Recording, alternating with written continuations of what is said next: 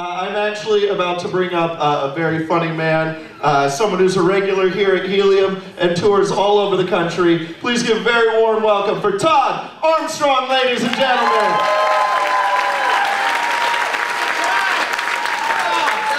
Long time no see. Now you actually hear jokes from me. I've been traveling around a lot lately. I got just done doing shows up by Canada. Got the crap scared out of me by Canucks. Has anybody in here seen Canadian cigarettes? Yeah. There's a couple people, okay? Don't see them, they're disgusting. They use graphic images to show folks what happens to you if you use too much of a product. There's pictures of diseased lungs, gross teeth, like people smoking from trach rings. To warn people into not smoking too much. They don't do that here in the States, though.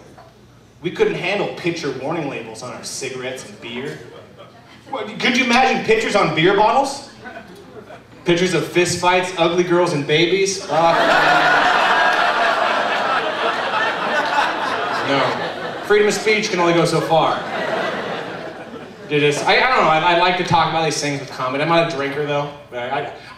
People act funny when they drink. Like, I have tattoos. That's everyone in Portland, nothing rare. But when you go out on the road, it's kind of weird for people, because a lot of girls will be around and after a show and they have too much to drink. And they'll walk up to me after a show, they're like, oh, that's cool, I want to see the rest of it. And they'll start pulling it out of my shirt.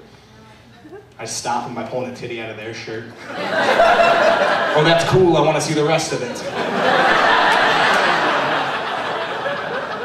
I'm a tit for tat kind of guy. If you're clever enough, you feel a lot of free boobs. I like doing that, though. I like driving out on the road. People say, like, oh, you have to drive around doing comedy and going out to weird places. I like that. You get your weird rules. Like, I was out in the Tri-Cities, out in Western Washington, Eastern. You're clapping for it? Holy shit, you've been there? No.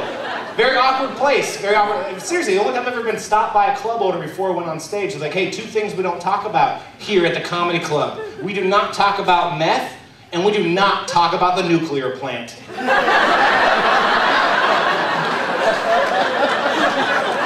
I was like, what? Fair enough, rules of the house.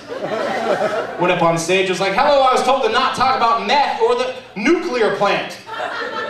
What do you people think is going to happen when those meth heads find out there is copper inside that reactor building?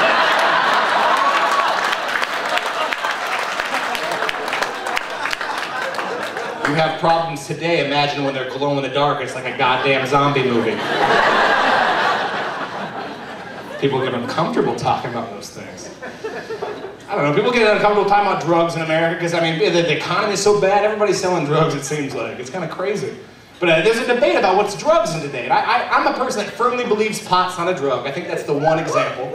I'm in Portland, I know it's pandering, but sincerely, listen to this though. I have a proof test that pot's not a drug and it's just a plant.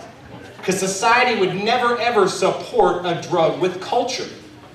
We have pop culture. You've seen the magazines.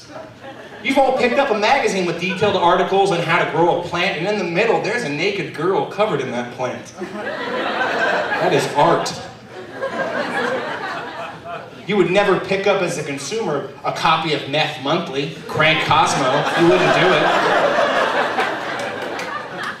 Like read the articles on how to exchange scrap metal? No.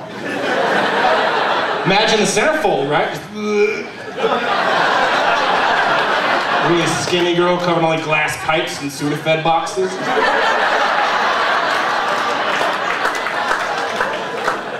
Because that is a drug.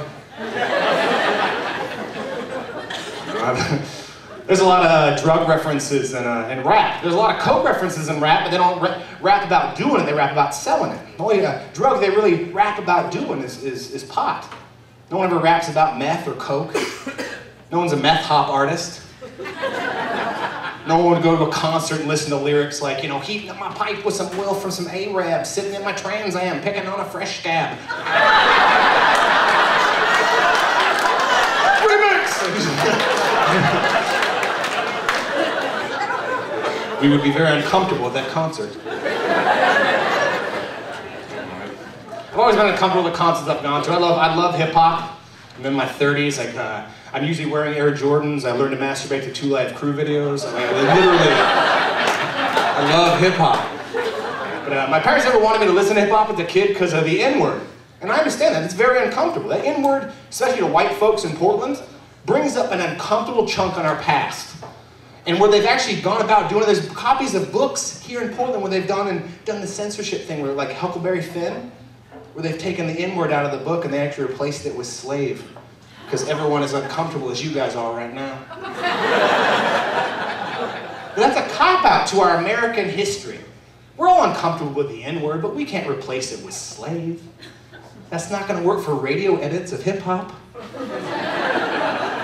Think that through. Where all my slaves at? Where all my slaves are so uncomfortable at parties. NWA is my favorite group ever. Favorite group ever. Thank you. But I refuse, and you refuse to call them SWA. That sounds stupid. Slaves with attitude? Sounds like a whipping. If you're uncomfortable with the N-word, do what I do. Look at me. I'm a leather ginger. I cannot say the N-word. Straight Outta Compton's my favorite song ever, but I can't stop from getting into it. You know, just, oh, come on, get in, y'all. Straight Outta Compton, crazy motherfucking name, Ice Cube, from the gang called Subjugated Africans, imported to produce goods to market by the wealthiest landowners ever, then emancipated just to cover the economic shift of an industrializing North, with attitude when I'm called up. I got some. See? That's beautiful. It fixes your liberal white guilt in one shot. You can either choose to do my method there, or you're going to have to choose to listen to Toby Keith. No, think about this. Toby refuses to say the N-word in any of his songs. Even though you can see in his eyes he says it at home. Allegedly. It's on tape. It's on tape. I don't like Toby Keith, I'm sorry.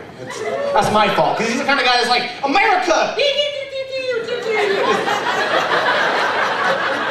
It makes you off. This is the only country on the planet where you can scream where you're from and not be out of place. America!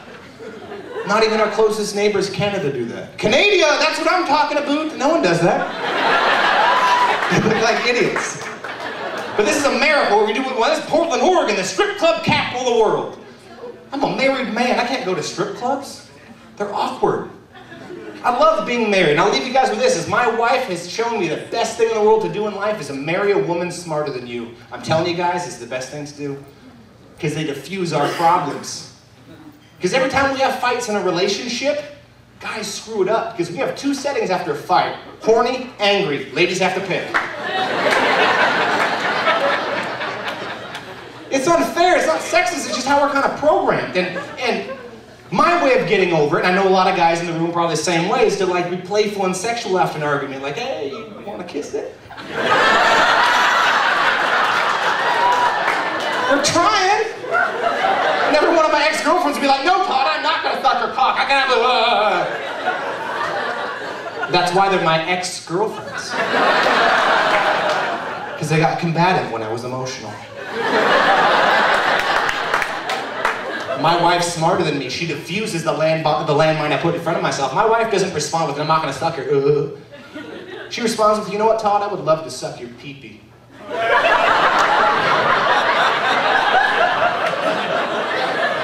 See what she does? She takes all of the authority away. And in that moment, neither her nor I wants a pee-pee sucked. I'm Todd Armstrong. That's it for me, guys. Thank you very much.